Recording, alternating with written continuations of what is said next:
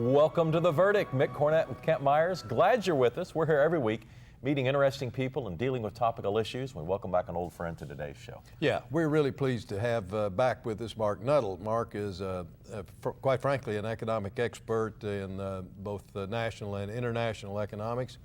And he is going to talk to us about what's going on in the world economy in Greece, Italy, and so on, and how that impacts us. Why in Oklahoma we should be concerned about it or even think about it will be explained today by Marc. He deals as a representative on behalf of certainly many U.S. concerns, but also some foreign countries, as a matter of fact. So Marc's going to talk to us about what's happening in the world economy, and we've titled this show, "The World is in Debt." Marc Nuttle today on The Verdict. We'll be right back.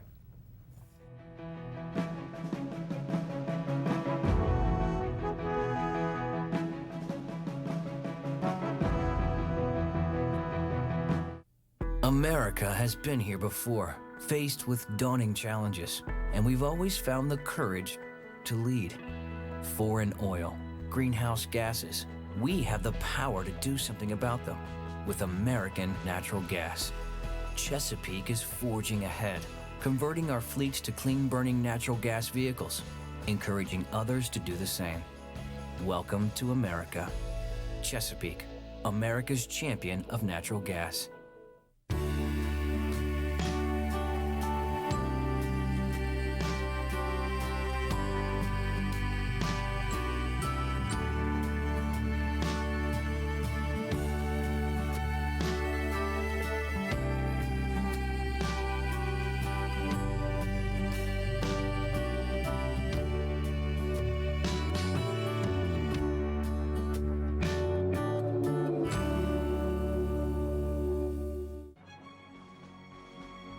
Wilsey, Meyer, Eatman, Tate.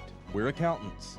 We do taxes, business valuations, estate planning, and consulting. And we're right here in Oklahoma, working with the owners of small and medium-sized businesses. Steve Wilsey and Stuart Meyer have the resources and the experience. Wilsey, Meyer, Eatman, Tate in Oklahoma City and Tulsa.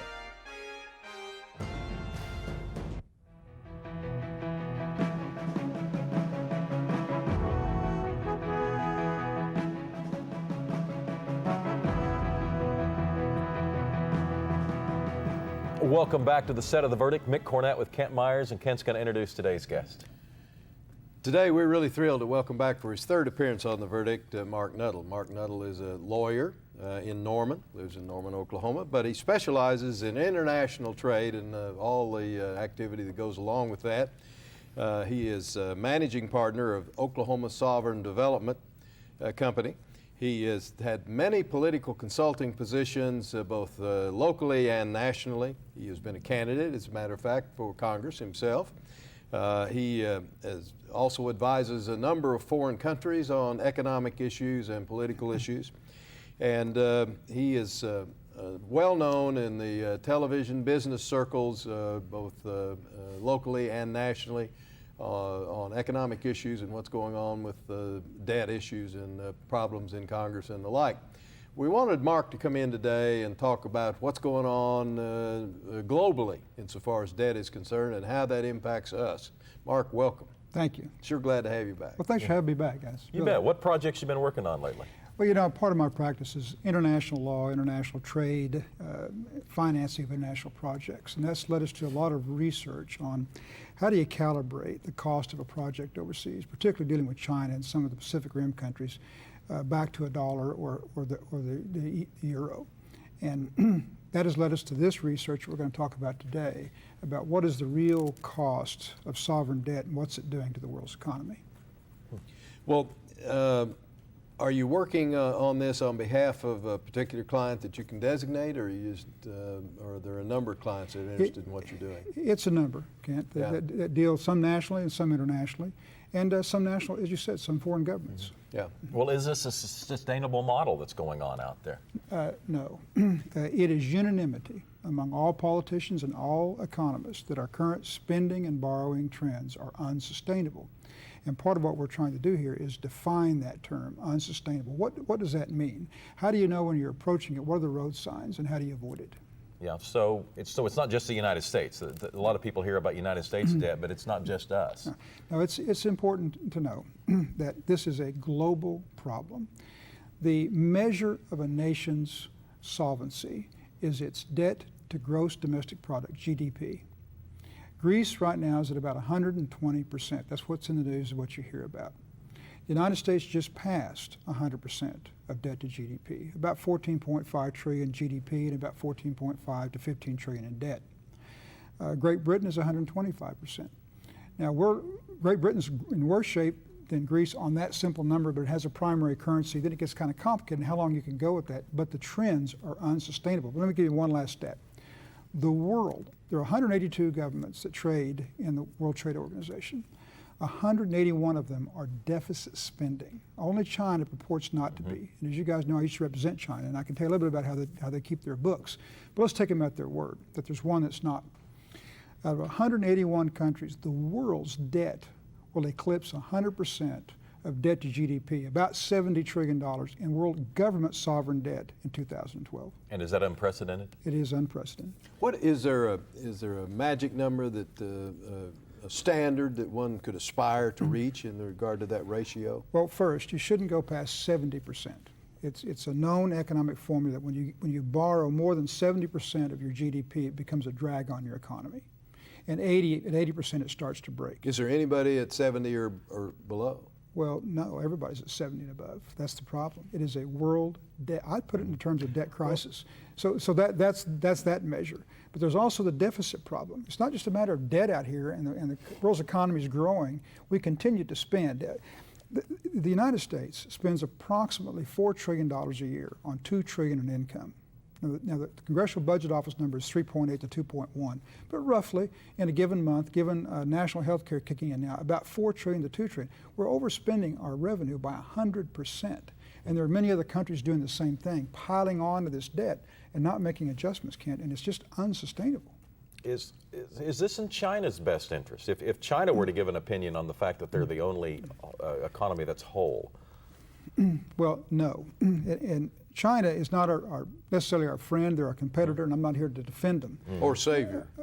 Right, Kent. The president actually has programs now that, and he's calling them on it. They do manipulate their currency. They manipulate their corporations and their banks. They're communists. They still think in terms of command economies. They print money when they need to, and it's not fair to their trading partners. But in defense of them, the world operates today on a dollar. We're not the reserve currency. We're the primary currency. And if you're a third world country or a developing country, you buy a tanker of oil in dollars, and you can't barter for that in any other currency. So China's worried that we're going to destroy our currency.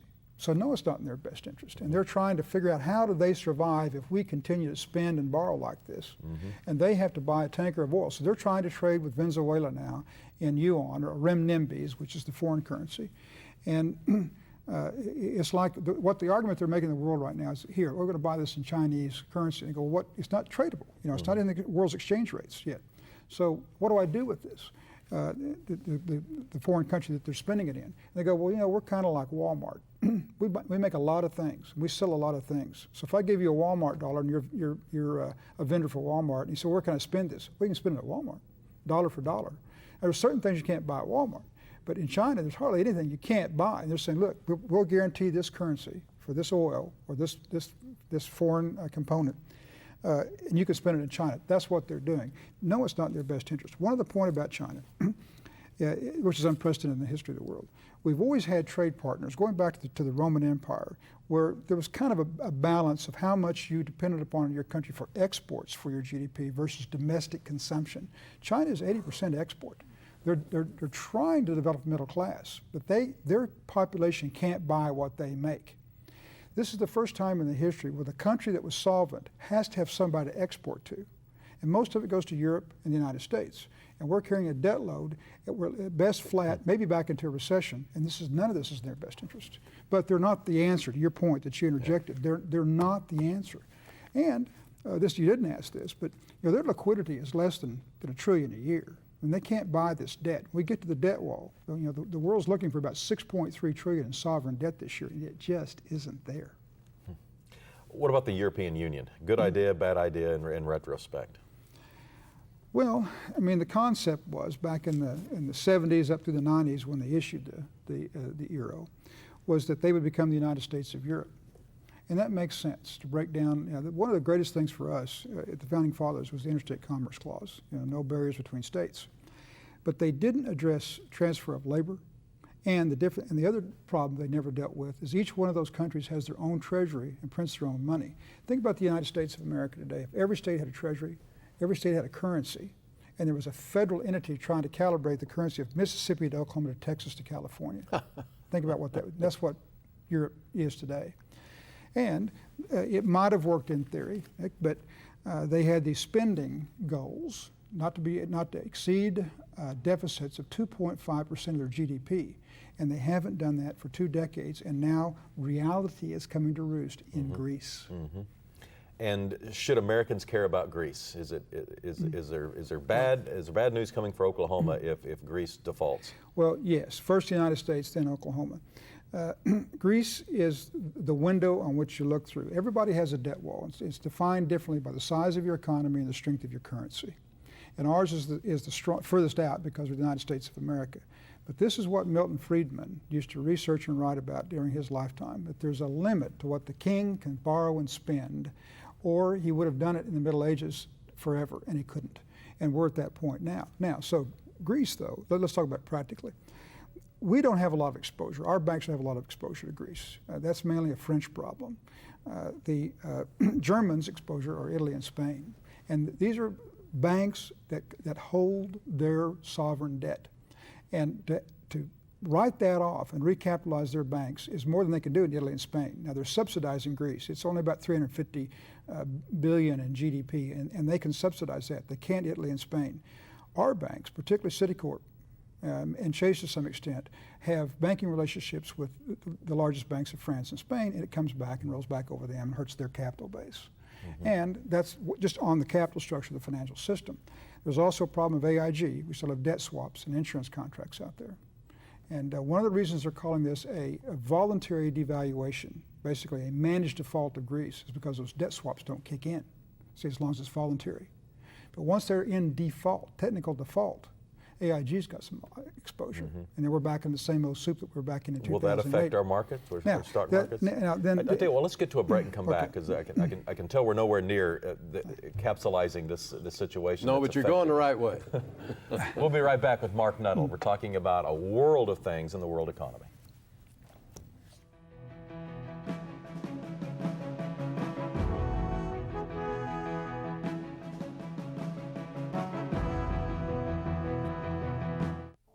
The thing that has made the most sense for me is realizing that I am still an educator, and that is what I do at the Chickasaw Nation. I'm Dr. Amanda Cobb-Greetham. I'm a historian, and I'm Chickasaw. The Chickasaw Cultural Center is amazing. It is a very, very special place devoted to the sharing and to the celebration of Chickasaw history and culture. State-of-the-art technology, exhibits that are not like anything I've ever seen. The Spirit Forest is incredible, and you feel as if you have actually just walked into a forest with huge trees all around you. It's timeless, and yet it's sort of also representative of our time depth, to really just sort of reach through time and touch the past. By the end of the exhibits, you really have a sense of Chickasaw cultural and political resurgence, and the extent to which we are a healthy, dynamic, and vital tribe today. Chickasaws have always been an inclusive people. This is something for the whole community and for the state of Oklahoma. Every time our country imports energy, we're saying we've lost confidence in our own. But Oklahomans know, under the land of the free lies the energy to be brave. Advanced technology has led to vast discoveries of oil and natural gas that have doubled America's supply estimates. Using one well to do the work of 10 in half the time, we're proving that America's best answers will always come from inside our borders. Oklahoma's oil and natural gas industry, advancing our state, empowering our nation. When you have something important to communicate, it becomes clear that there's a lot of competition for your audience's attention. So how can your message stand out and actually resonate with your audience? Legal Graphics has the answers. The team at Legal Graphics will work with you to plan, design, and even test your presentation to ensure your message will be heard and remembered. Call Legal Graphics today to schedule an appointment. The readiness is all.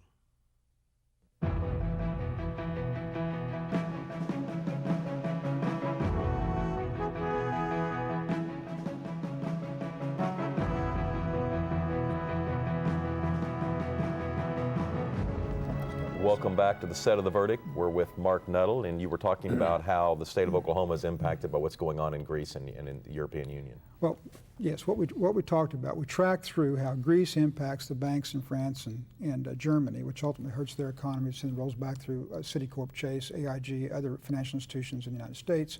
And you go into at least a flat or world recession again. Even if it's minor, it still impacts us. 30% of our GDP is export to the world. If we don't have somebody, and that's other than China, if we don't have somebody to export to, it hurts us. But the point about Oklahoma is we're not isolated from that. In 2008, when the nation was in a meltdown, Oklahoma's revenues dropped by 20% in the tax base, both in oil and gas, I mean, across the board. And that will happen again. Oklahoma, yeah, there was nothing that happened in Oklahoma to cause a 20% reduction. Nevertheless, it happened. That's right. That's my point. Yeah. We don't control interest rates here. We don't control the price of oil or the price of gas. Those are world numbers. All right, let's talk about government spending in the United States. That's the root of the problem here, right? Yes, well, and accumulated debt. I mean, we are in more debt today than we were as a society when you throw in corporations and individuals than we were during the Great Depression. Now, from an economist standpoint, are future projections on Social Security, is that debt? Is it because you know those payments are going to be due? Or are you talking about debt that's already occurred? No, I'm talking about debt in place. Okay. $14.5 trillion on the books, not contingent liabilities.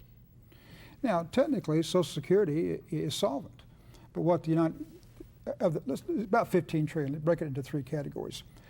5 trillion of U.S. government debt they owe themselves. Now, I'm going to use a word that's my editorial word, but they stole it from the Social Security Trust Fund. If that money was there, Social Security would be funded, but it's not. They took it, Nick, and took it out and put it in the general revenue. 5 trillion is of the debts owned by Americans and individuals and corporations here in the United States. And 5 trillion is owed by foreign entities.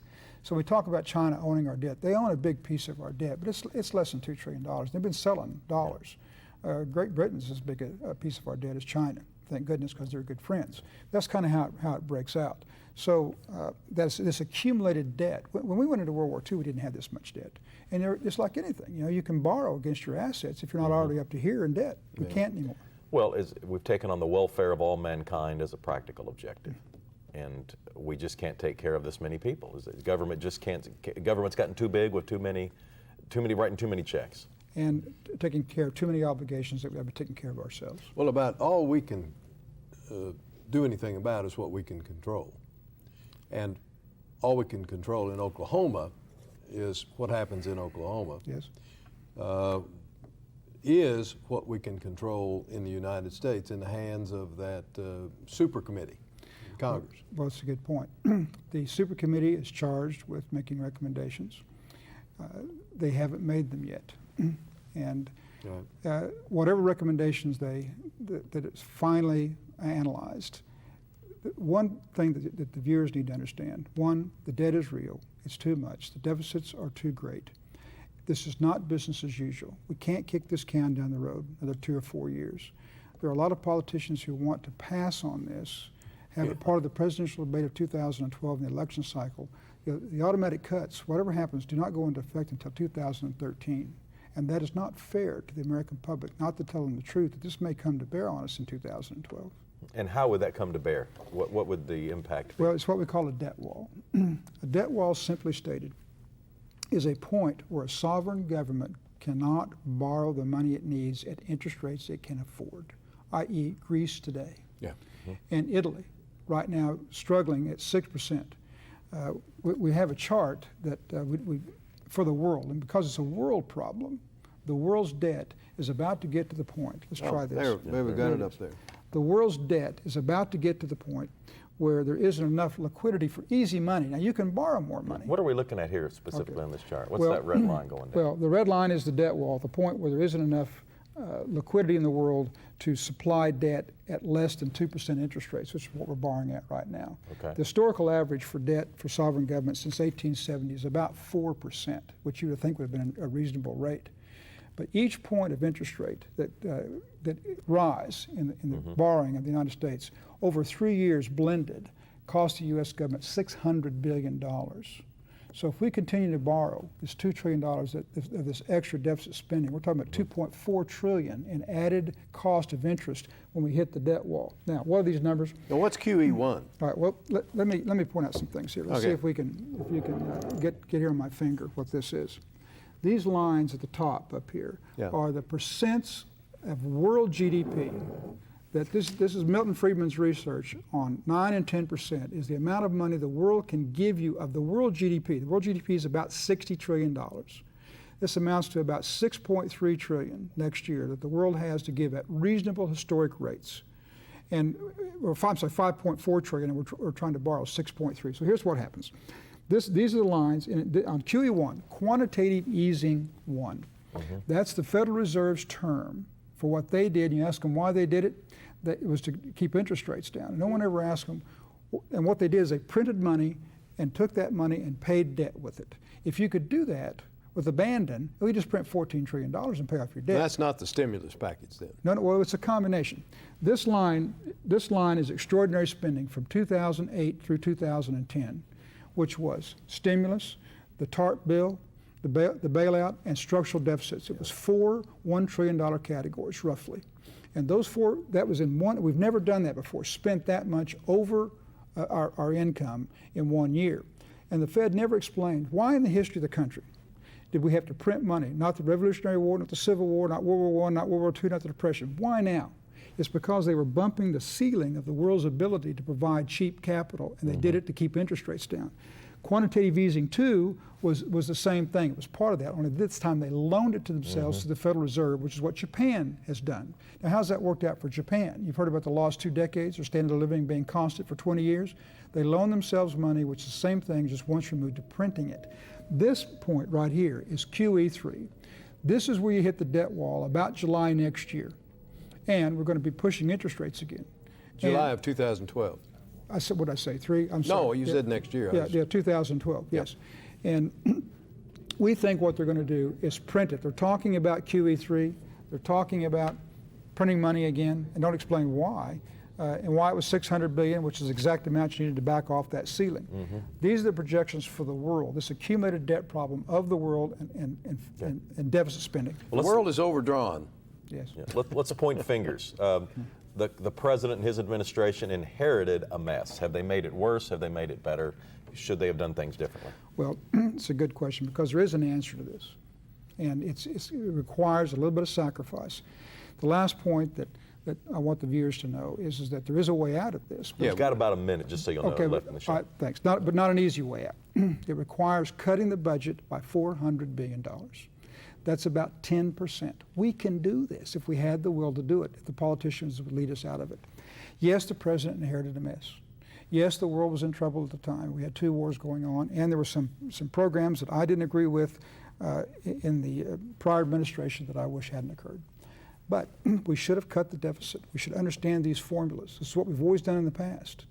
And discipline ourselves to at least begin to live within our means and provide enough extra capital to the rest of the world so that they could make their adjustments and manage the primary currency in a proper manner. That's what we should have done, and we didn't. We kept spending.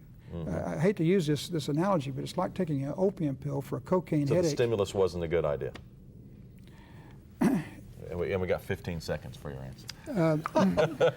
It's complicated because at the time they did. We're just going to have you back for another show. At the time that they did stimulus, if we hadn't done it, some banks would have failed, and the pain would have been so great, the shock to the system may not have been worth it. Let me suggest this. Let's get Mark back so that he can finish the story. Great. So the viewers won't think the world is coming to an end necessarily. It may be, but there is an answer to this. All right. Marc Nuttle will be back on a future edition of The Verdict. Thanks for coming. The next show. I know we learned a lot. Marc Nuttle, today's guest on The Verdict. Kent and I'll have a final word when we return.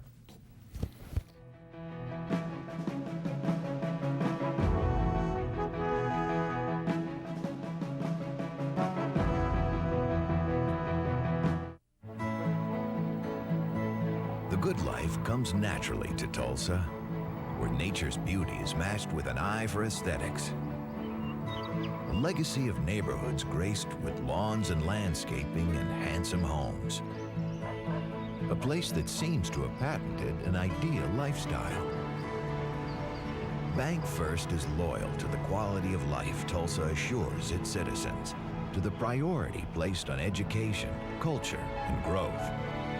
Loyal to builders who transform raw land into residential charm. Developers who see opportunity and add vitality to Tulsa's economy. Bank First serves both enterprise and private lives that need a loyal partner. It's how we help nurture this city's very good life. Bank First. Loyal to Oklahoma. Loyal to you. Wilsey, Meyer, Eatman, Tate. We're accountants. We do taxes, business valuations, estate planning, and consulting. And we're right here in Oklahoma, working with the owners of small and medium-sized businesses. Steve Wilsey and Stuart Meyer have the resources and the experience. Wilsey, Meyer, Eatman, Tate in Oklahoma City and Tulsa. The Journal-Record is pleased to be a sponsor of the verdict. The Journal-Record, since 1903, the best source of Oklahoma business news and legal information. And for almost 30 years, Oklahoma political, government, and business leaders have turned to the McCarville Report for accurate, reliable, inside information. Visit the McCarville Report online.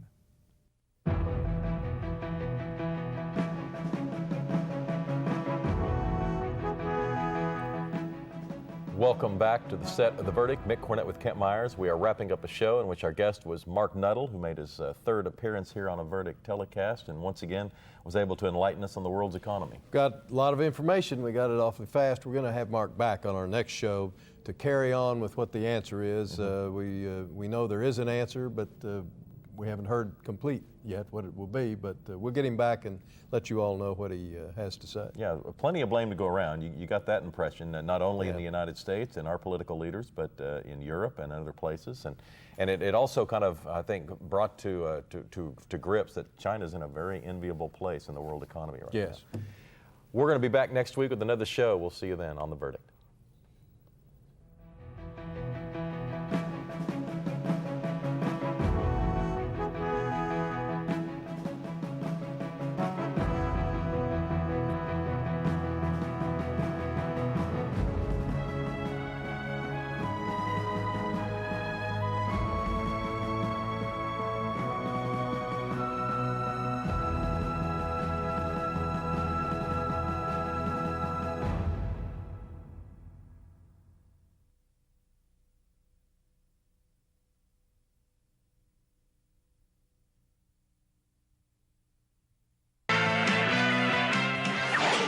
The preceding program was produced exclusively for the Cox Channel.